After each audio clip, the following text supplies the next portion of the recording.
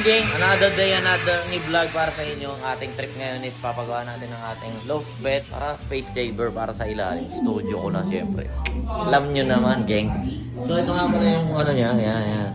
Alam nyo na, makatik yan. Let's G na yan. Let's get it on. So, yun na nga, this is the first day. Ang bigla ang paggawa namin dito sa aking mahiwagang loft bed. Ano? Literal na biglaan to dahil, ayan, kitang-kita nyo naman sa tropa. Putangin na tulog pa. And speaking of biglaan, literal naman nakaplano to. Pero literal din nila akong binigla dahil tulog pa ako. Sabi nila, let's go, banata na natin yan. Sana all may mga tropang gani rin. And sa part naman na to, sa sobrang sipag ng isang tropa, ayan, nawarak niya yung tubo ng tubig ko rin sa kwarto. Pero ika nga, it's all goods, diba? Kaya, like ka sa akin. Kaya ayan, bumawi na lang siya. Nagpapasikat ka na naman sa akin, boy. At dito naman sa bandang labas, nandito naman si Foreman. Pinapakita na naman sa akin ang kanyang malaimpaktong galawan. At dito naman, as you can see, kitang-kita naman kung gaano katibay ang tigdig ng ating loft bed na malupit. At SKL, gusto ko lang i-share. Baka kasi may mag-comment dyan na itanong bakit inactual dito sa loob. Kasi naman, hindi pantay-pantay talaga ang sukat ng aking kwarto. Parang mukha lang ng tropa ko na to. At ito,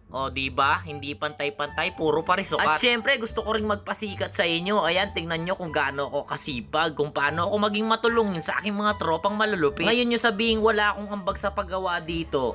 Tignan nyo. The fuck? Siya, seryoso na. Ayan, pinakita ko na. Dati pala akong vulcanizer, kaya connect? The fuck? Dito pala, akala ko magpapahinga na kami, pero tingnan nyo naman. Overtime na naman ang mga ropa. The fuck?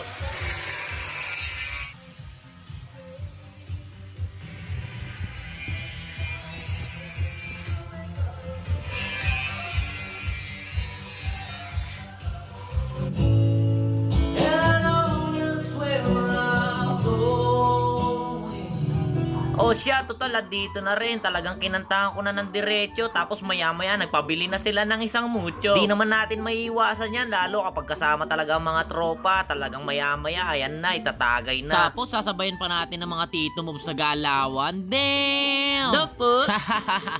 Putangin na, marami pa kasi yung sayaw sa kesa sa trabaho. Hayop na yan.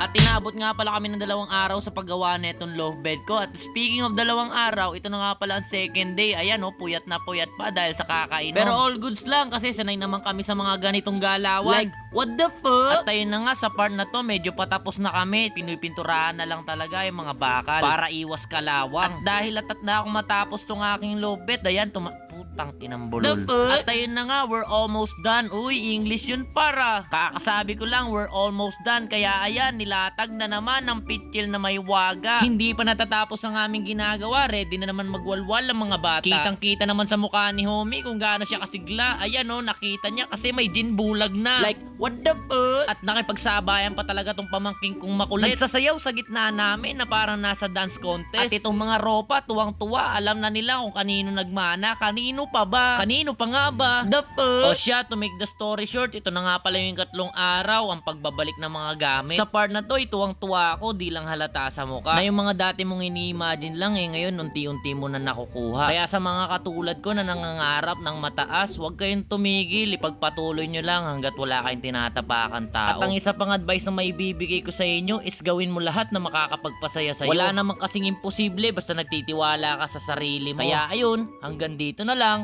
Paalam!